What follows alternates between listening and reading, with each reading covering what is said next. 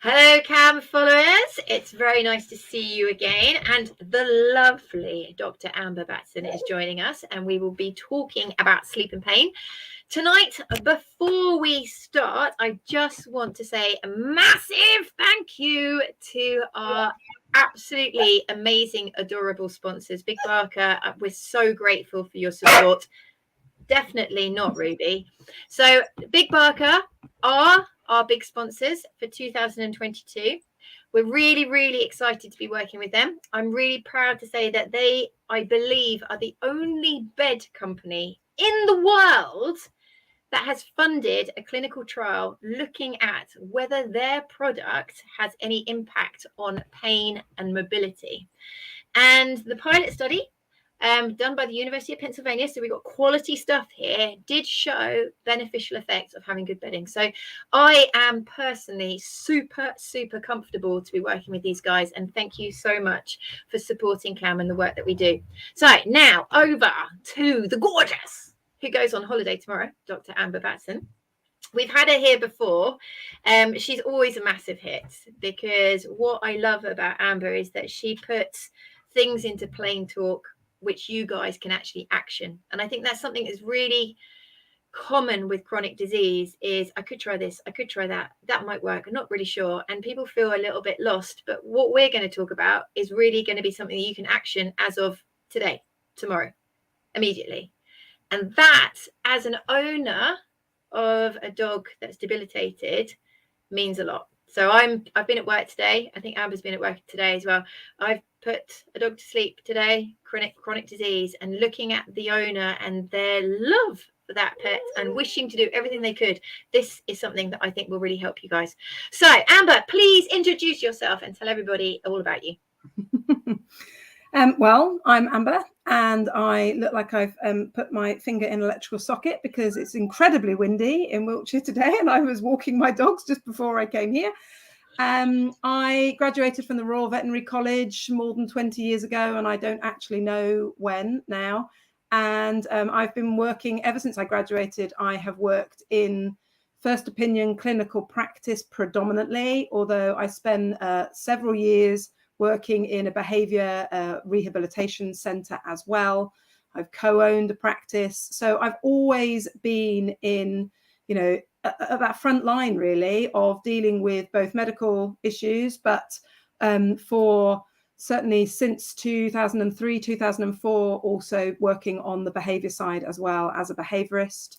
I work as a legal expert witness in cases, animal welfare cases, or both equine and dog. And predominantly now today, I still work in clinical practice, work part-time in clinical practice, and also have my own business, Understand Animals, which is about educating caregivers and pet guardians, whatever we'd like to call ourselves, and but also professionals in a variety of aspects of behavior and welfare. And so any opportunity to gabble on for longer it's always gratefully received, really. But that's always been my thing. I just want to make, you want to make a difference, don't you? And the reason I set up my business back in 2007, I think is when I set up Understand Animals, was because I felt there was a need to bridge the gap between some wonderful science that's been done, but it not necessarily making it into the public domain in a practical way. And that's always what I try to do with all the work that I do, to keep up to date, very up to date modern science. But what can we practically do with that as best we know? And sleep is amazing from that point of view. I think there's just so much similarity. What drives me and you is that I love being a vet, believe it or not, after 20 years. And there's so much that we know, but it just doesn't disseminate through. And I just want this evidence-based scientific stuff that we've learned and we've experienced and we've practiced to get out into the population, which is exactly the same as you. So loads in common, and we both like gin and tonic. So right, let's talk about tonight. We have done this topic before, but it's a really important topic that I don't feel gets enough attention. And we're going to talk about the importance of sleep. And a lot of people will be now going, oh, come on, give me the drugs. No. Sleep is better than drugs. sleep is better than drugs, because we all know what it's like. I've done a lot of night work and how ill you can end up feeling and how it affects your thought processing. It can make you feel physically unwell. It can affect your physical capabilities if you're sleep deprived. And I must admit, I've worked in a number of veterinary hospitals where I've been so busy overnight that you worry that the animals in your care are not getting enough sleep, because you're attending to so many emergencies and the lights are on and the noises are going and things are beeping. So sleep is really, really important. And we're going to be talking about it in the context of chronic pain, in that pain can affect sleep and sleep can affect pain. So I'm kind of going to let you direct this, and I'm just going to keep butting in every now and then when I feel that we might need to stay somewhere a little bit longer or explain it in a different way. So first of all, let's talk about dogs and sleep and give people an overview. Yeah, so without going waffling on for hours and hours, obviously dogs are a mammal like we are. Sleep is an absolutely essential activity, behavior that needs to be done. We can't go on sleep deprivation. You cannot choose, like you could choose if you really needed to, for whatever reason, go on food deprivation. You cannot choose to go on sleep deprivation because your body kicks in, it takes over. And although it's an unpleasant thing to say, there have been studies done on dogs, both on puppies a long time ago, back in the 1800s in Vienna, and also on adult dogs a little bit later, where people put those dogs into a sleep deprivation situation. And the puppies that had this horrible experience in Vienna, and thank goodness it wasn't such a huge number, but they all died by day 5. That's how serious sleep deprivation was. And interestingly, the lady who did the research, she actually said that when they examined their brains, there was more damage in their brains than if they'd have put them through a month's worth of food deprivation. Wow. Sleep deprivation. And they were noticing even on day 2 changes in their body temperature. And by day 3, there was an extreme temperature deficit. They got really cold. These puppies. Now, that's partly because puppies don't have such a great ability to regulate their body temperature as an older dog or adult dog. But still, that is a common finding. We'll talk about, the kind of outcomes that we might experience from not getting enough sleep shortly. And one of them is not being able to regulate our body temperature properly and how that might make us feel. But, the point is, we just know how essential sleep is. But it's not just any amount of sleep, is it? What we've got to appreciate is that different species have evolved in a different way to find balance and health and, survival and thriving in a different way. So if we look at the horse as an example, and I promise I'm not going to keep looking at the horse, but the horse only needs around 4 hours sleep in every 24 hours. Okay. If you give a horse 6 hours sleep, it makes no difference to the horse. 4 hours is as much as they need. Okay. And a lot of people don't realize that. They think when they tuck their horse up in its nice bed at night with its pajamas on, that the horse is going to sleep just like we would sleep, but they do not, and they take their sleep in really, really little patches across a 24-hour period. And yet they can balance their body and brain in the same way that we would balance our body and brain from around 7 or 8 hours sleep in 24 hours. But then there are other animals who need a lot more sleep. So the brown bat, I believe, is one of the winners on the planet. The brown bat needs around 19 to 20 hours sleep across 24 hours. And they need that amount of sleep to balance their body and brain. The cat does pretty well. Most of us know that, don't we? The domestic cat, they need around 14, 16, 17 hours in every 24. But the dog doesn't come far behind. Now, research that's been done on a lot of research has been done on the dog, and the reason partly for that is because, of course, we've used dogs as a laboratory animal for a long time. So a lot of studies initially looking at the beagle, laboratory beagle as an example.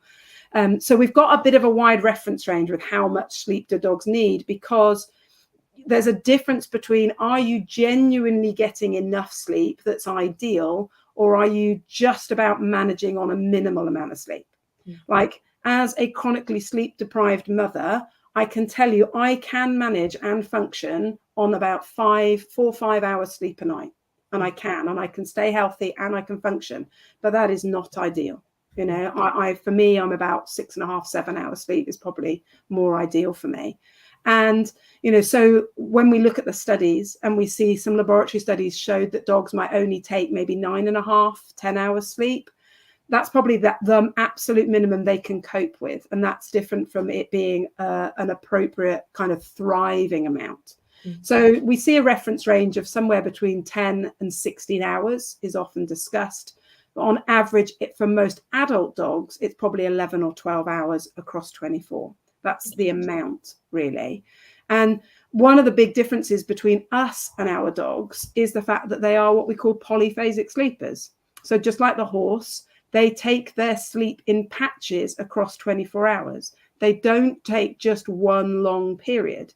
And interestingly, dogs are able to adapt their sleep cycles a little bit better than other species, probably because they have been living alongside us for so long, and because we take them away from their own species. We often get a lot of dogs, obviously, in single households living alongside humans. We know that dogs in a free-ranging society, feral, wild dogs, they're not really wild, but feral, stray dogs, they don't have what we call a circadian rhythm. Okay, so they don't marry up their daytime with light and dark in the same way that we do, which is quite interesting.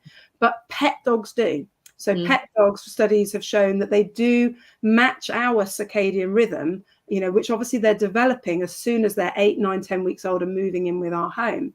So they do take a slightly longer patch of sleep overnight. We're not, you know, kind of perhaps in between 10 o'clock in the evening and 6 in the morning. But of course, that's only 8 hours. They've still got at least another 4 to 6 hours to go.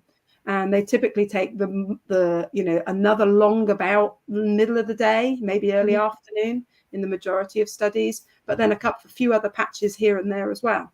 So they do need to take it in little bits, you know, as well as perhaps having one longer amount. And that's obviously quite different to us, isn't it? So there's a difference in amount, and there's a difference in the way they take it in terms of, you know, in pieces rather than in one bout. It's amazing. I love it. I find it absolutely fascinating. And I think, as you say, it really just goes to show you how they're beginning to morph into our life. And a silly anecdote, Luna actually goes to bed at 11 and she's kind of looking at me going, yeah, can we go? Yeah. It's funny how they start dictating to you. So with regards to sleep, let's talk about what sleep deprivation will do. You've talked about body temperature, but what other things will sleep deprivation lead to? Well, of course, what we're here to talk about is pain sensitivity. That's, you know, and it perhaps isn't the biggest thing that we always think about when we think of sleep deprivation, but it's a big issue. And, you know, if you start looking into the scientific literature that has looked at sleep and pain, it will blow you away how much scientific research has been done in rodents, you know, laboratory rodents, and animals like the dog and animals like the cat. They've got a fair amount of study that's also been done in the horse, although not specific to pain, perhaps, in the sleep. But, you know, in humans, huge amount of research. I mean, thousands and thousands of pieces of research. And so it just shows you how important the connections are between not getting enough sleep and chronic pain. And of course, it's definitely a chicken and an egg situation, you know, which one causes which. Because we all know, don't we, if you've got earache, if you've got dental pain, if you've got a sprained knee, you know, some musculoskeletal pain, then you can't sleep as well. You know, you don't want to put your weight on that part of your body. It hurts as you move around in your sleep. You know, just the constant dull, throbbing, aching hurts. You know, so, of course, when you're in chronic pain, if you're an arthritic individual, then you're not going to sleep as well. But interestingly, a lot of the human work has actually shown that there are more pieces of research that link a decrease in sleep causing an increased perception of pain than there are pieces of research saying that an increase in pain causes a decrease in sleep. So it is a chicken and egg. It's a circular thing, you know, sleep and pain, and they're linked bidirectionally. But if you're not getting enough sleep, your pain sensitivity, your tolerance to pain dramatically reduces. So that's going to be one of the absolute big things that, of course, we're focused on here. But there are lots of other, kind of negative side effects as well. Perhaps linked in with the pain thing, particularly when we think about arthritis, is inflammation. Mm-hmm. So again, a number of studies that have shown that if you do not get enough sleep, you increase the amount of inflammatory agents in the body. So if you've got an inflammatory process like arthritis, an inflammatory process like inflammation of the bladder, chronic cystitis, something like that, not getting enough sleep can actually worsen the disease process. Not to a degree that, that alone is going to considerably deteriorate that condition, but basically you're not helping yourself recover, know, and I think that's another really important thing to recognize in sleep deprivation is the impact it can have on the inflammatory pathways. Yeah. But you mentioned earlier, and again, another important thing when it comes to thinking about sleep and pain, which is emotions. Yes. Again, we know, and there's been some specific work done on this in the dog, that if you don't get enough sleep, particularly rapid eye movement sleep, which I'll explain in a second, then you become less emotionally stable. Yeah. And let's face I it, think this is a really good chance to talk about pain, just like a little tangent, because there's a lot of people that will be going, it's a bit of like a light switch. If something happens, you get a pain response, and it must mirror. It must be a linear correlation. The amount of disturbance, the amount of damage, the amount of degeneration leads to an equivalent pain response. So could you just take a little bit of time to talk about the emotional and the cognitive components of pain, and how previous experiences and worries about the future can impact on the perception of pain? Because I think people don't realize pain isn't until it hits the brain. And there's so much else. So just do a little bit there, and then people will go, oh, get it. Yeah. Well, and it's we say, don't we, and we define pain as being a subjective experience. It's individual. If I was to sprain my ankle and you were to sprain your ankle, and people who are listening this evening were to sprain their ankle, we might actually take an ultrasound scan or do a CT, or do some imaging to actually look at that damage to those ligaments and find that they're pretty similar. But the way we describe the pain from that injury can be incredibly different. There are some individuals who might have quite significant ligament damage in that ankle, and they're hobbling, they've got a bit of a lameness, but actually it's not that bad, and I can carry on and it's absolutely fine. Where there are others who have got the same amount of ligament damage, who cannot put any weight on it. It's absolutely debilitating. And that's the subjective nature of pain. And you're right, so the signals that come up from the potentially or actually damaged tissue get divided in the brain into different regions. There's signals that are sent to parts of the brain to work out where the pain's coming from. And is it your toe? Is it your finger? Is it your ankle? Is it your knee? And is it the inside? Is it the outside? And then another element of that signaling is going to, how does it feel? Is it a burning sensation? Is it a freezing sensation? Is it a tearing, stabbing sensation? And then the other part goes to our emotional centers, which is, how does it make you feel? Does it make you feel sad? Does it make you feel angry? Does it make you feel like there's loss? And, that pain signaling happens in the same way, whether you're a human or a dog. And so there's a huge subjective nature to the way we interpret pain. And that is impacted, as you say, by so many different things. We know, as an example, I know I'm a little bit obsessed with what goes on inside the womb, but if a pregnant mother is subjected to persistent stress during pregnancy, her developing fetus will develop more nociceptors. Nociceptors are these specialized receptors that pick up potential or actual tissue damage. So those individuals are more likely to experience pain because of the stress that their mother went through when they were inside the womb, just as an example.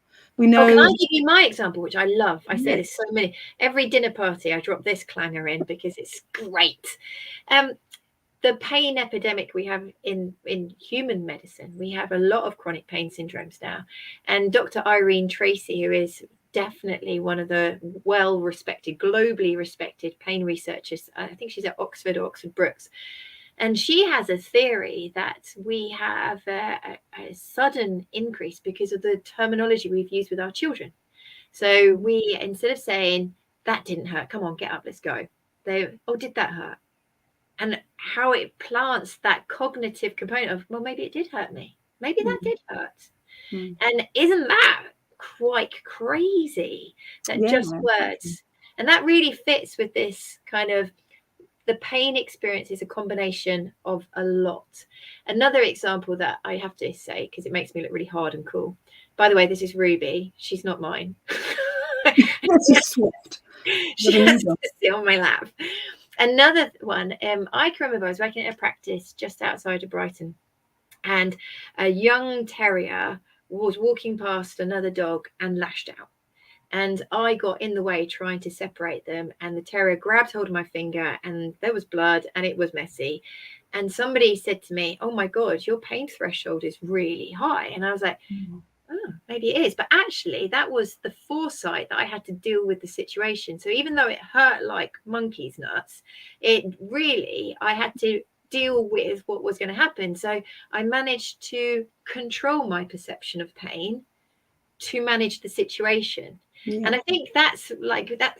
Ruby, she's totally stealing the spotlight tonight. She's the star. She can tell us more about dog sleep than I can. Look at her face. She's even falling asleep now. Yeah. By the way, everybody, this is Ruby Ed Brown. So I think pain is exactly. And whether you're in a pessimistic mood state because of things that have been happening in your life in the last weeks or months, whether you're in a more optimistic mood state, what we call a positive or negative cognitive bias, we know that influences pain perception, and what levels of stress we have in the body. Typically, persistent elevations of stress tend to make our perception of pain worse, mostly. Short-term stress, which is like what you were describing, I'll raise you one on the injury stakes, but I've been a horse vet, so I've had a lot of quite serious injuries. When I was I think about 39 weeks pregnant, I severed my finger. And it was a lead exercise. It was a lead issue with a dog, not because I was doing something inappropriate. I had a nice long line coiled up in my hand, and a rabbit jumped up in front of the dog, and the dog shot forward, and the lead came out of my hand so fast that it caught my little finger, and at such a speed it flicked my finger up and totally desiccated my finger. And I knew, as you do when these things happen, I knew as it happened that this was bad. But I was walking with my husband, and my husband had to go to work. It was really early in the morning. And I remember I deliberately walked all the way back to the car before I said to him, by the way, something really bad's happened to my finger. I need to go to hospital. And he said, what do you mean? And I said, we know that thing where the dog just went after that rabbit? Well, he's desiccated and potentially broken my finger. And he's like, and you're only telling me now? And I said, well, yeah, because it was really important we got back to the car so that you'd be on time for work. And, and it is that, and of course, partly though, my point is that's adrenaline, isn't it? Yes. And it would be like with you trying to split up the dogs and worrying and the focus and the adrenaline. Adrenaline in acute stress is this wonderful painkiller. Yes. But persistent stress has a different impact on us. Persistent long-term stress, which elevates things like cortisol, aldosterone, that typically increases our sensitivity to pain, possibly in part, but not in total, because cortisol stops a chemical called serotonin working as effectively. And we know that serotonin is very involved in our pain perception. Yes. And just to bring it back to sleep, that's one of the reasons why we think that sleep has such an impact on pain perception, is there are a number of chemicals that are involved in sleep, but one of them is serotonin. And we believe that that's probably why when you are getting appropriate amount of sleep, you are getting a good amount of serotonin activity in a variety of parts of brain and body. And that probably offsets elements of the way that cortisol might work, the stress hormone might work in the body. So, just to bring it back to sleep, that's really sleeping well is of course affected by stress, isn't it? And we all know that ourselves. We've just hit our new tax year. And I know it's a little while off yet before any of us will start worrying about our tax returns. But, you know, those sorts of things. And of course, sadly, so many of us at the moment, and, you know, we'll talk about, you know, other global issues, which are just, you know, horrific and phenomenal. But, you know, with ourselves and the rising of prices and the cost of food and the cost of electricity, there's a huge increase of stress going on right now. Yeah. And we all know when we're worried about paying our mortgage or worried about paying our electricity bill, that we can't sleep very well. Yeah. So cortisol, and maybe it's not always just cortisol. There are, I say this a lot these days, there's a lot of team players in team stress. And cortisol gets all the attention in some egotistical way, but actually there's aldosterone and there's prolactin and there's vasopressin. There are all these other chemicals too, and they do have a big important role to play. But certainly, whichever ones it is, the elevation of those in the longer term impacts on our ability to sleep well. And now we could get a vicious cycle. Yes. You know, and that's what we need to focus on from a practical perspective, is what things can we do to improve the sleep of our dogs so that we can also improve their perception of pain. Yeah. And I think, as you say, we keep darting around, but throughout life, not just when they have arthritis, you know, it's an important criteria for throughout their life. Be you a young dog in training, you know, making sure they have good quality sleep, they're going to be able to process better, they're going to be able to learn better. So having kind of dealt with that, and hopefully people that might have been listening thinking we're going to talk about drugs and we're going to talk about hardcore pain relief are now beginning to go, okay, I'm on board. Because I do judge a lot of things on how I perceived things 10, 15 years ago. And if someone had asked me to listen to a webinar about the importance of sleep and pain control, I would be like, can we talk about opioids? Maybe more important? You know, I'm a vet.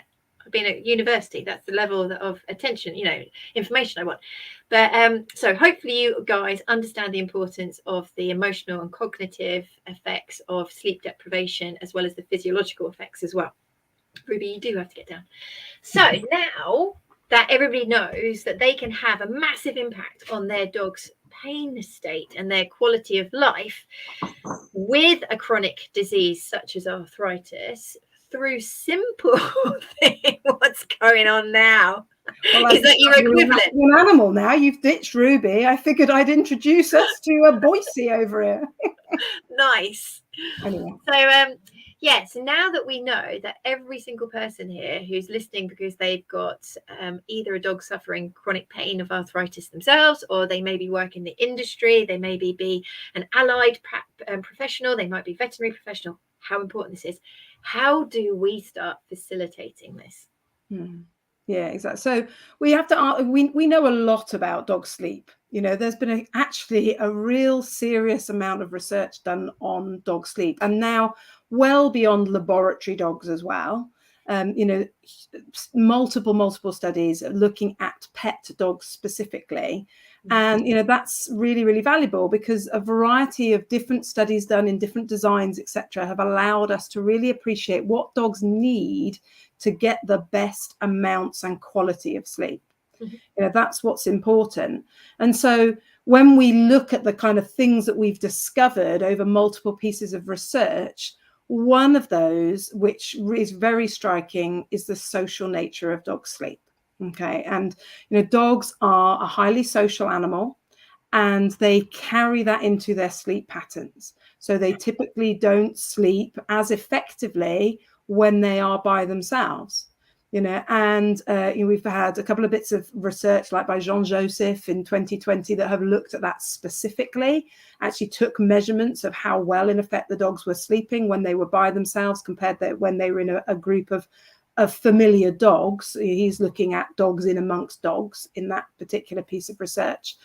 Rachel Kinsman, in the same year, she did an owner-based questionnaire about dog sleep. And she was, you know, and what they discovered in that piece of research was that where dogs had the choice, where they were able to make a choice about whether they slept near their owner. Now, to be fair, they didn't clarify exactly what is near, but, you know, let's assume that most people were talking about within the same room. It doesn't have to be on the bed, but, you know, in fairly close proximity, meters of proximity. That 86% of dogs chose to sleep in proximity to their caregivers. So, We know that dogs are pretty social. We've had work going back into the 90s looking at solitary house dogs compared to pair house dogs, and the pair house dogs slept a lot more than the solitary dogs. Lots and lots of work on that. So we've got to think about the practicality of that, because that's a really important thing that does influence not just amount, but quality of sleep, it would seem, as well. Now, I appreciate that sometimes can seem a challenge. And again, from the other side of the lens, we've got research which has looked at the impact of dogs who we've said earlier are polyphasic sleepers. They have much shorter sleep cycles than we do. So theirs are about 20 minutes long, a full sleep cycle, and they typically link 2 or 3, maybe 4 sleep cycles together. But at the end of that, 40 minutes, 60 minutes, 80 minutes, they're going to get up. They're going to move around. They might properly assess the environment. They might even be awake for half an hour before they settle back down again. Now, if you've got that going on in your bedroom, that's going to impact on your sleep. Yeah. And that is something we have to recognize and say. A lot of studies have looked at it, and pretty much every study that's looked at the impact of having a dog in your close proximity on human sleep has found that humans don't sleep as well when they sleep with their dogs. Yes. And I think that's kind of what hit the headlines. Like, I think it was a year ago, sleeping with your dog was really in the press, wasn't it? It was a big topic. Yeah, and it is. And so I don't think we can be dismissive of that. We've got 2 dogs, and we have an English Bull Terrier, and he's a nightmare to sleep with, because partly because of his body temperature. That Bull Terriers, they've got very muscly, don't have much body fat, very short haircut. They get cold super easily. But also, I think he has some sensory processing issues, because it's not just about temperature. He likes something touching him.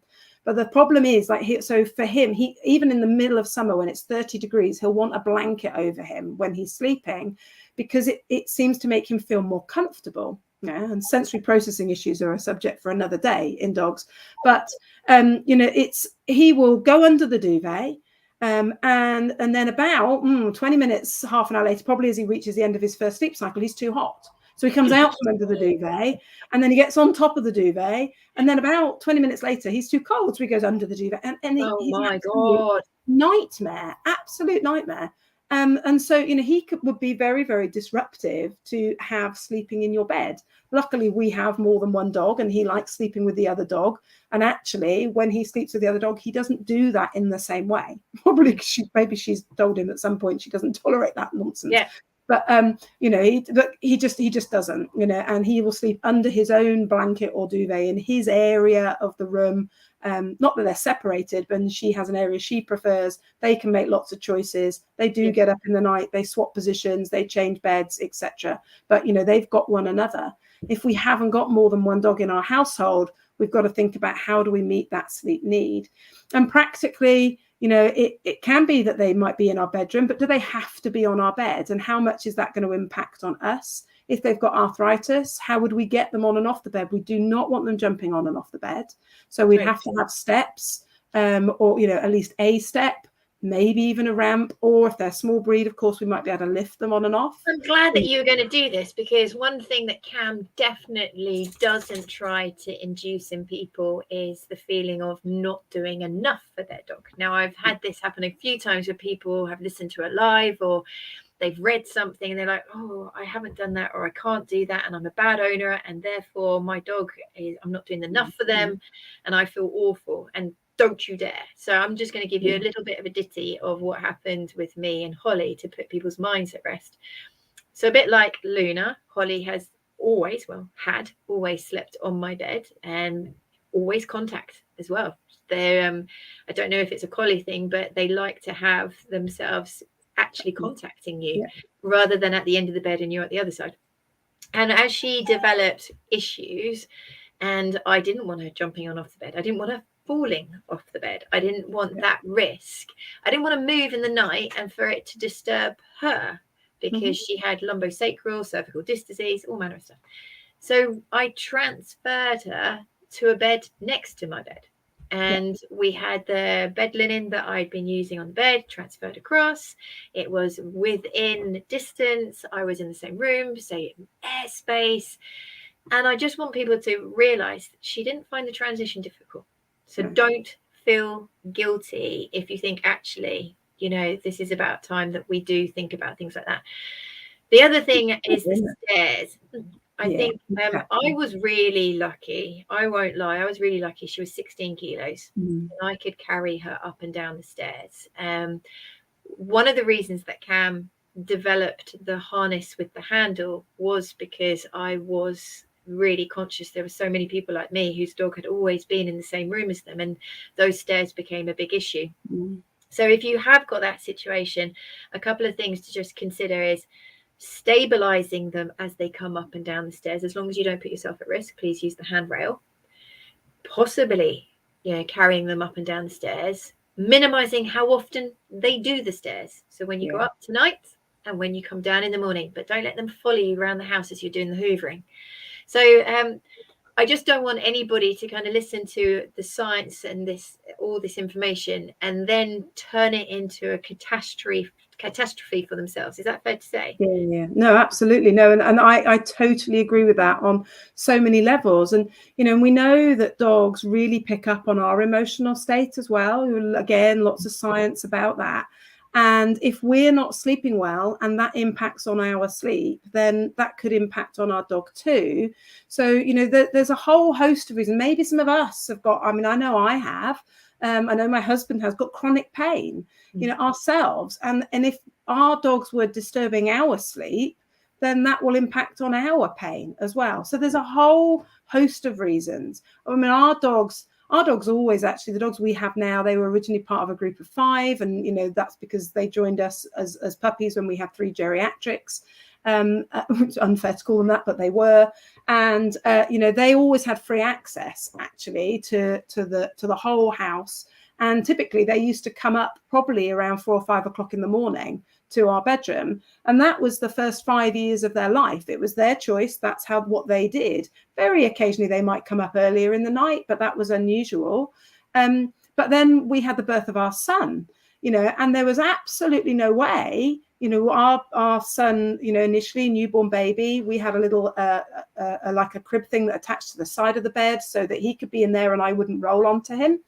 And, you know, but there's no way that I could have allowed our dogs in the middle of the night to be on our bed because they wouldn't be aware that they couldn't lie on the newborn baby.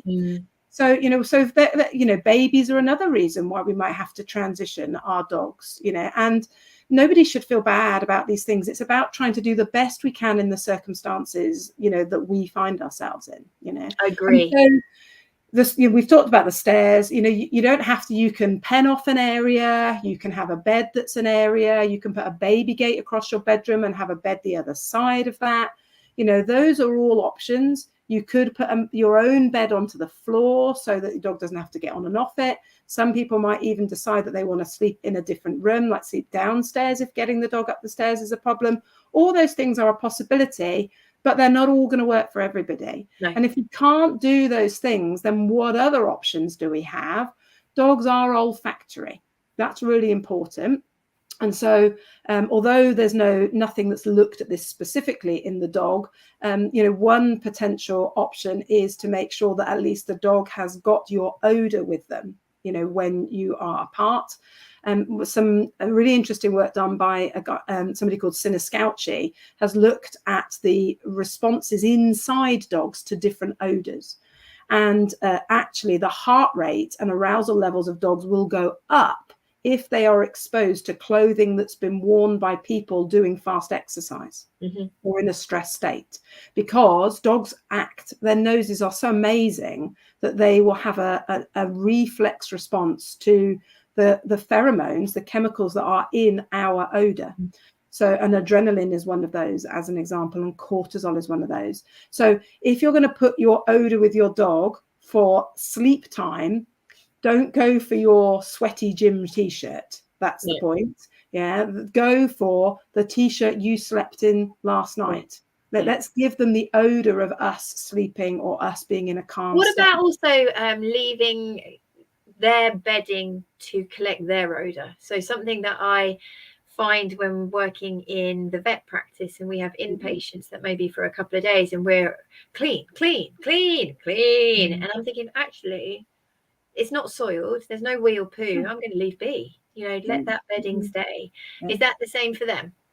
Yeah, well, as far as we know, I mean, I think partly also because the washing products that one might use on clean bedding can be really overpowering to dogs.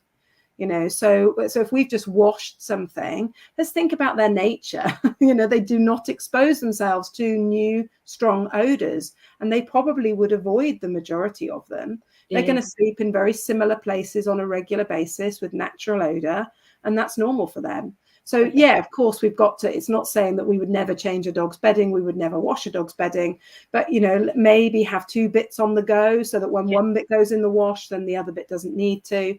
But just from the social nature of sleep, it's nice if they have the odor of their friends or their caregivers in proximity, and at least they're able to make some choices as well about where they could be, so that they can get up and move freely. And I think with arthritic dogs, of course, that's another important thing, isn't it?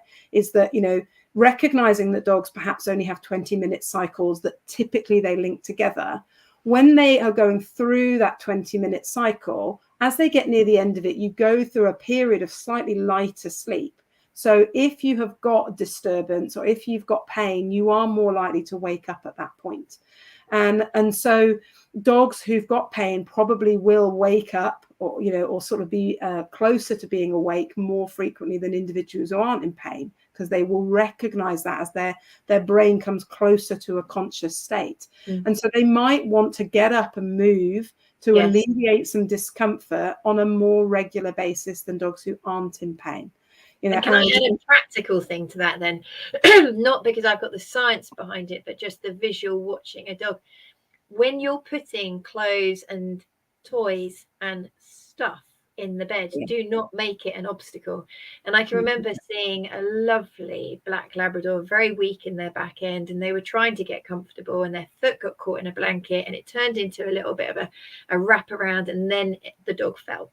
And that's common. I see that a lot when I've been doing my house visits. So it's again about being logical. So you might be introducing something with an odor. Don't make it a hazard. If it's going to be a sheet or a blanket, try and tuck it round the bed. Don't let it turn into a hazardous object. Exactly. Or if it's something like a t-shirt or a pair of socks that you've worn to sleep in, then that can be easy, something you can wrap round a single toy or a single cushion that's on the side. Remember that dogs have got an incredibly amazing sense of smell. They don't need to have that odor as their pillow. It being within meters of their bed's probably going to be as potent for them because of the their ability to smell. So that's always an option, isn't it? But that's important, isn't it? The type of bed as well, how easy it is to get on and off, how easy it is to turn around without getting caught. Absolutely. And we'll come back to that. I think we'll come back to that because it'd be a lovely endpoint to kind of do a little battle of what we would think to select bed. But we've left out a huge cohort of people here. We've talked about people like us whose dogs come upstairs and go to the bedroom, but there's going to be a huge following here whose dogs from a very young age haven't. And we're going to have people whose dogs have lived a single life and have still coped pretty well sleeping on their own. Or there might be a pair or three of dogs that might even not sleep in the house. They might sleep in an outhouse. What do you think about dogs that from a very young age have had a different sleep arrangement? Should people start thinking about changing it to influence chronic pain, or do you think that could rock the boat? I don't think it'll rock the boat. I really don't. I think it's about choice. It's about saying to the dog, what would you like? If we're in a situation where a dog has always been housed in a particular way at night, maybe they've always been shut in a particular room, maybe they've even been crated, whatever it is. And we're just thinking now, we're exploring this idea, well, actually, what would they choose? Then giving them some choices to start with will give us an indication. If we have got something, like a kennel, like a crate, or something that's got an actual closed door, what happens if we remove that door or keep that door open for a few nights, but then just shut off the room so they can't just go anywhere, but just to see actually, do they totally choose to stay within that confinement, or do they actually come outside? And it would be the same with elevation versus the floor. Dogs like elevation. It's why they like sofas. It's why they like going on our beds. Partly it's because it's social and they see us doing that and they want to be up there with us because they're such social animals. But, you know, again, not a huge amount of studies, but a number of studies that have looked at putting in platforms for dogs shows that dogs will choose to go up onto platforms for 30 to 50% of their resting, you know. And of course, when we're talking about arthritic dogs, we're not going to be whacking in platforms, which, like you say, are things they could fall off of or have difficulties getting on and off of. But the point is, it is about choice, you know, and just because, you know, they haven't shown that before doesn't mean they might not like to. You know, no, and I think this is something that's also very hard because people quite like a recipe. They want us to be very prescriptive. But if I gave a dog a choice of a higher surface, but every time they used it, I saw them trip or they fell. And I would be saying to myself, I would love you to learn that that doesn't suit you, but I can see it physically doesn't suit you. What would you do in that situation? Because being more physically minded, because I'm a rehab vet, and you're more of a behavior vet, that's a tricky one. Yeah, it is. You just build a better platform, don't you? Just get a better partner to make a better bed. I don't see the issue here. No, absolutely. Sorry. Yeah. Was it, you know, it's in Jaws, isn't it? You need a bigger boat. Well, you just need a bigger platform. Okay. So, you know, yeah. But I mean, yeah, you at some point though, I mean, that's a little bit like, and we're not going to talk about it today, but the exercise thing, you know, your dog might love to run, but, you know, because if they're running and that's going to cause repetitive overloading of various structures, we need to change the plan, people. And so, of course, the same is true with sleeping arrangements, isn't it? You know, if we now think, well, actually, gosh, getting up and down the stairs is way too traumatic, you know, for your type of arthritis, your type of chronic pain condition, we can't manage that, then we've got to change the plan. And that's why, for me, there's always a range of options. You know, if we have in our mind what's the ideal scenario or ideal, what are the known better elements for the individual, there's always options. There's always, you know, well, you don't have to come upstairs, you could stay downstairs, but perhaps just be closer to the bottom of the stairs where you can still hear us, you know, and we can bring in the odor. Temperature is another really important thing that I'd like to point out, and temperature gradients matter to dogs enormously in sleep. And we know from ourselves, don't we, that certain conditions may be arthritis, but again, it's very subjective and individualized. You know, it can be more uncomfortable, perhaps, if we get cold. You know, but equally, there might be some individuals, a smaller number of individuals, who actually feel more pain for some reason when they get too hot. Maybe because being too hot is a stressor, and that, you know, and actually it's the stress that affects their pain perception. So, you know, we've got to look at the individual nature of some dogs when it comes to temperature gradients, because we've really messed around with their body size and their ability to lose heat. If you are an overweight golden retriever, an overweight husky, you know, so you know, kind of a dog who can carry more abdominal fat and has a thicker coat, then you're probably going to get hotter easier than you are going to get cold. Whereas if you are a whippet, if you are a bull terrier, you know, a short-coated, muscly kind of dog, then you're going to get cold easier than you get warm. You know, but therefore offering choice in terms of temperature gradient can be important. Which one does the dog genuinely want?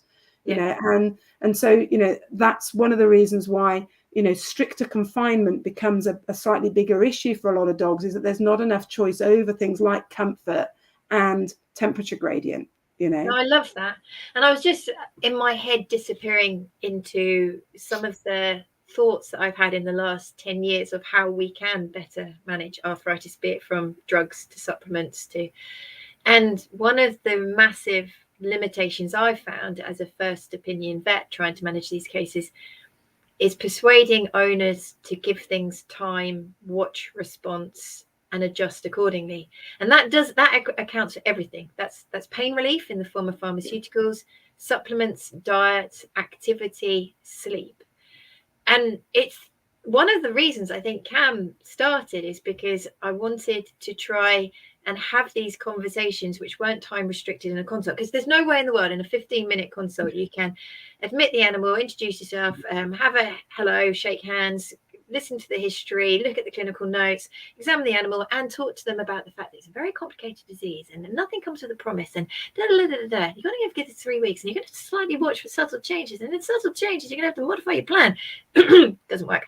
So I think the same is here, guys, is do an action and look at the response and use your logic to adjust accordingly. Fair play? Absolutely. And that's something that we can so easily overlook, all of us, not just caregivers for dogs, but professionals for dogs, all of us, is observation. Observation is just so valuable. It's more valuable than anything else. Like you say, make one change, perhaps, and observe. What do you see as the result of that change? And I'm not saying, oh, well, I can now notice my dog isn't limping as much. What I mean is, what did the dog do about that change? You know, you've given them a choice, and which one are they picking? But then we've got to think about that, and are we making it a choice? So I think of a little dog that I saw some years ago now, who presented as a behavior case, with separation-related issues and aggression on having his feet washed and a number of things. And actually, he had really marked neck pain. And it turned out that he had a number of calcified discs in his upper neck region and a few elsewhere. And when we did look at sleep for him, partly because this was a behavior and pain management kind of outcome for this dog and management, and he was sleeping in a utility room, and we had this whole pain kind of conversation, and the caregivers decided that out of their, you know, wasn't led by me. I just explained that dogs like elevation, social sleeping, blah, blah, blah. What do you think, you know, he's currently got, and could you make any changes? They decided to put an armchair into their utility room. They had an armchair they weren't using, that was in a room. They decided to move that armchair into that room, but they put the armchair right by the back door. And, you know, he was still using the floor bed that was the other side of the room. So, of course, for that one single change, they thought, wasn't really worth our effort moving that chair. So we had a chat about it. And I said to them, well, you know, what else do you think it might be playing a part in that room? You know, is there a reason why he might like that particular space? And it turns out that the floor bed was right by the radiator. And so what we did was we swapped the two over. We swapped the armchair and the floor bed over just for a little period of time, just for 5, 6, 7 days. And guess what? He starts using the other bed by the radiator. So actually it wasn't a fair choice for him, because it was kind of either be warm or be elevated. Yeah. Whereas actually maybe what he'd like to choose is be warm and be elevated. Yeah. So it's and it happens to all of us. It's so easy for us to get bias in what we think we might like to see, or, you know, what we have the potential to see. Sometimes all we just need to do is actually just watch and actually just observe, and then just write down for ourselves or clarify in our head what we've actually seen, without necessarily immediately trying to jump to conclusions about what that might mean.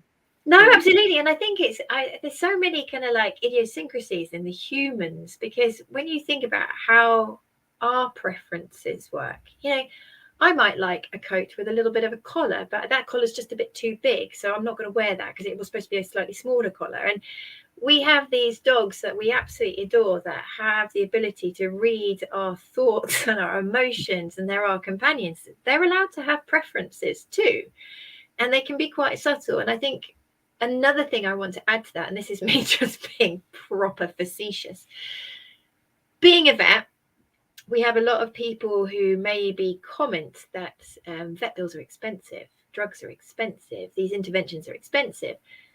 Observation and action is free. It's free. And it's probably as impactful as any intervention, because you're actually seeing if it works or not. And I just want you guys to take that away with you. Cam is there to open up conversation about stuff that we would never be able to squeeze into a consultation.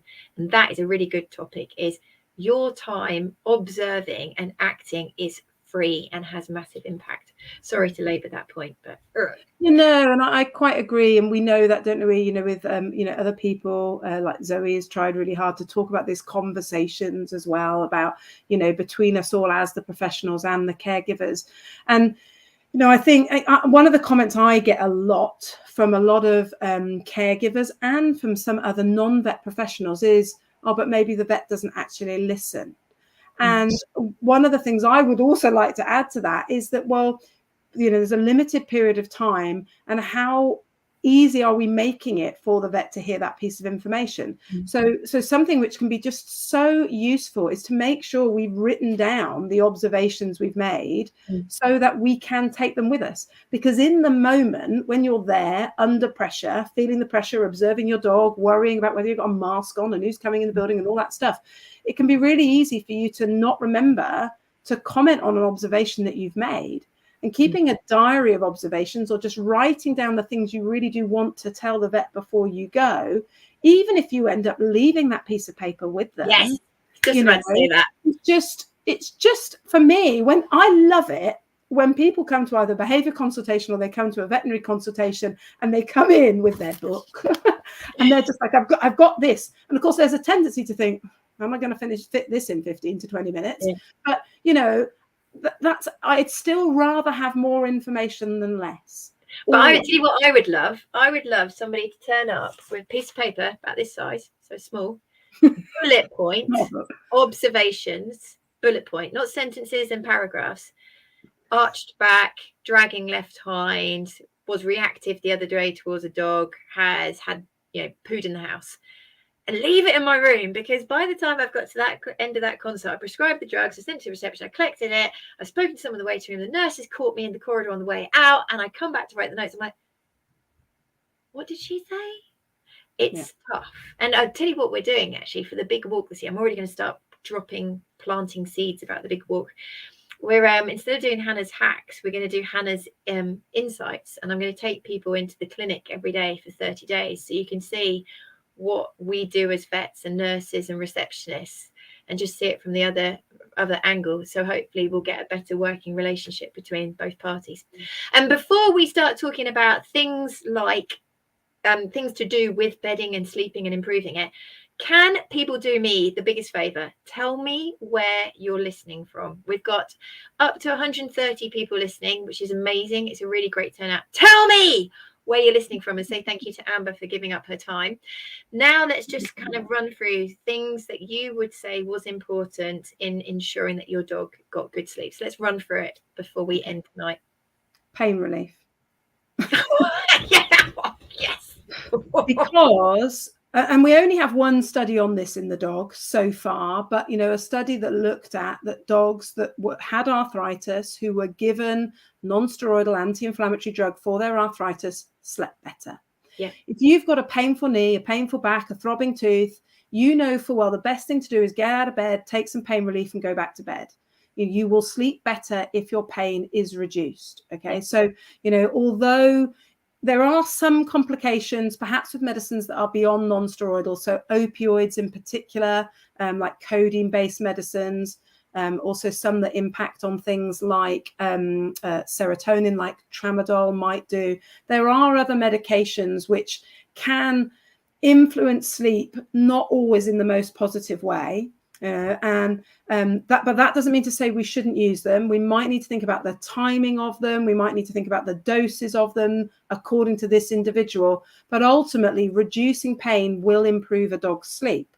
Mm-hmm. But I've said improving their sleep will improve their pain. It is a bi-directional thing. And I think that's a really good topic as well, about how a lot of people think that once you're on a pain relief, it's like the light switch. Oh, I'm just going to give them meloxicam first thing in the morning, job's done. Actually looking at your dog's sleep, and it might need a bit of tweaking. It might be better given in the afternoon to ensure that we get better sleep. It might be that we add something in the evening.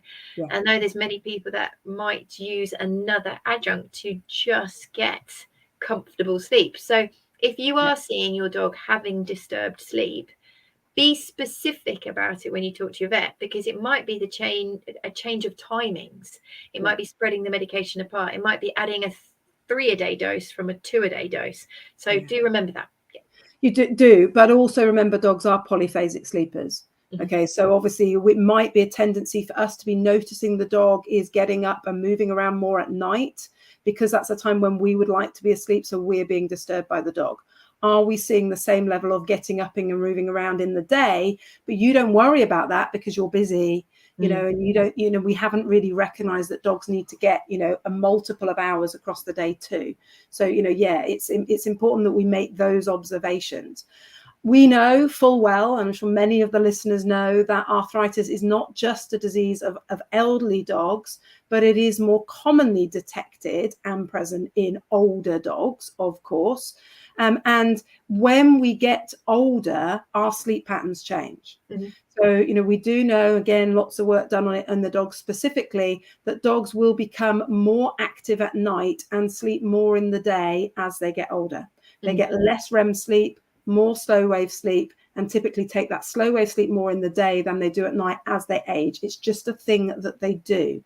So, you know, if we're thinking about our older arthritic dog, there are a number of reasons why your dog might be getting up in the middle of the night and moving around more frequently that aren't just that is an indication of pain. It might be an indication of just normal, natural aging. And again, so we might, at that point, what we need to focus on is the quality of the sleep they're getting in the day.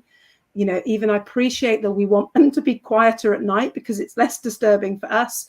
But, you know, it might not be upping their pain medication at night, might not change that. Right. You know, and I see that a lot in the cases I deal with. You know, I might prescribe the pain medication. And they say, oh, but it hasn't worked because the dog's still waking me up in the night. Yeah. You know, and that's why it's so important to assess the sleep across 24 hours, not just at night time.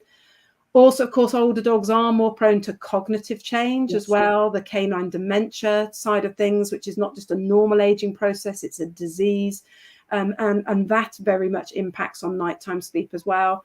And, you know, increased pain medication is not going to change that process. So it's important that we think about, you know, all those elements of that. So pain medication, important. I think you hit a really good point there. If you trial a pain medication, look at the response again, you know, so it is trial and effect.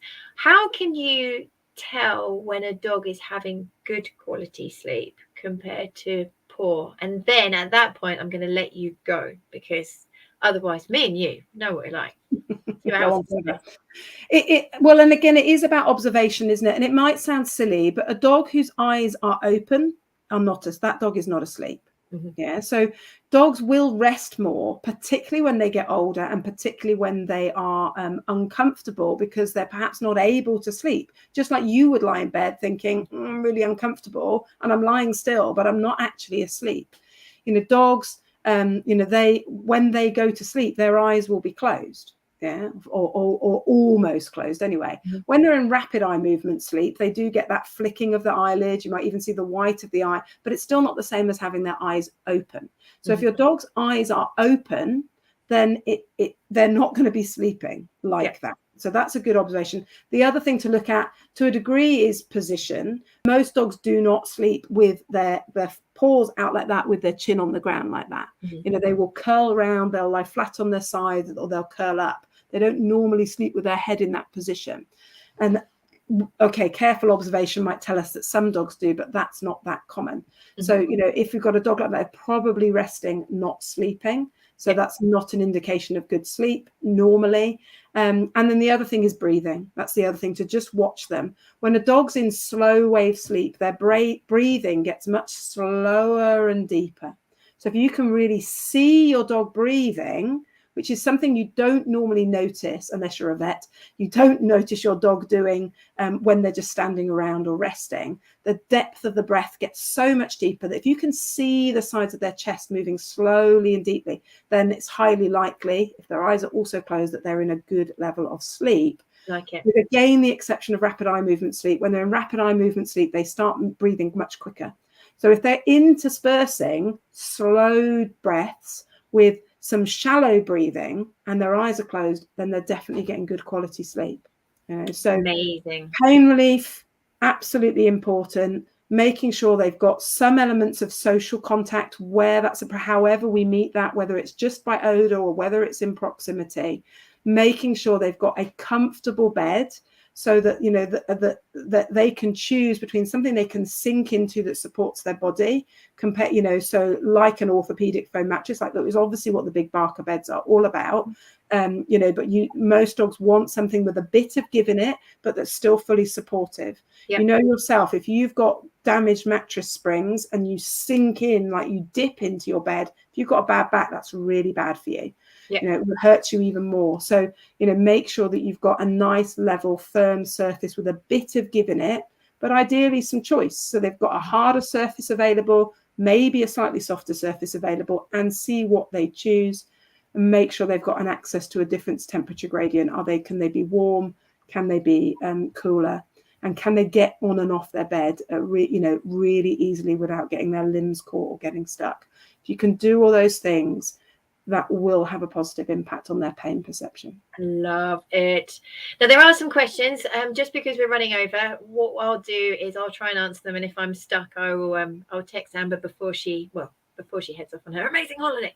I want to say a massive thank you to Big Barker, who, if you weren't here at the beginning, they are CAM's massive sponsor for 2022. It makes me glow inside to be associated with these guys, because their work, the quality of their product, the fact that they're willing to put it through a clinical trial to actually be able to substantiate their marketing claims is a big deal to me. I do not like BS marketing. I really get annoyed when people say lots of things about products when there's no evidence to support that. These guys have got evidence, and that's why we're happy to be associated with them. So thank you, Big Barker. They are readily available in the US. They're still not so available in the UK, but I believe they're going to be coming here soon. So keep your eyes peeled. Let's get rid of you. I'd like to say a gigantic thank you to Amber. She's always well received. So please, if you haven't already said thank you, do so. I've got exciting news, because Amber will be back later in the year to do a topic that we know is going to explode. It's going to be quite nuts, and we have provisions in place for when it does go nuts, haven't we? Well, almost, hopefully. So we're going to be doing a big topic about exercise, and Amber's going to be looking towards contributing, adding to the CAM Education Centre. So we have an education centre called cameducation.co.uk. Please go there. And we're going to be talking about exercise with regard to chronic pain, etc., because we know it's a topic that people really struggle with. Anything you want to add to that? No, not really. I guess I would hope that both our chat that we'll have, but also any education that's available to follow up on that, will be quite widespread. It's going to be quite wide ranging. You know, there's lots of different types of exercise. You know, we might, you know, there's mental exercise as well as physical exercise. There's flexibility and balance exercise compared to, you know, kind of aerobic calorie burning exercise. And actually all of those things may have their part in pain perception and pain management. So, you know, it's not just going to be don't throw a ball for your dog, because, you know, that there may be individuals where, you know, some faster exercise can be beneficial, but we've got to find the right balance for the right individuals. And again, it's a bit like, we need the information about what dogs can get out of all the different forms before we can formulate an individualized plan for a particular dog. You know, so it might be a little surprising in some elements, I think, compared to what you might think it might be about. Yeah, no, I'm really excited, because there's so much that I've got to learn about this. You know, it's just an ever-growing topic, and I will leave there with the phrase, the statement: if somebody comes across that they know it all, run them off, because I am learning so much continuously about how to manage chronic pain. So if somebody says definitively this is all you need to do, run them all. Cool. Well, thank you, Amber. I'm so grateful. Thank you, everybody, for listening, and we will see you next week. Take care. Bye.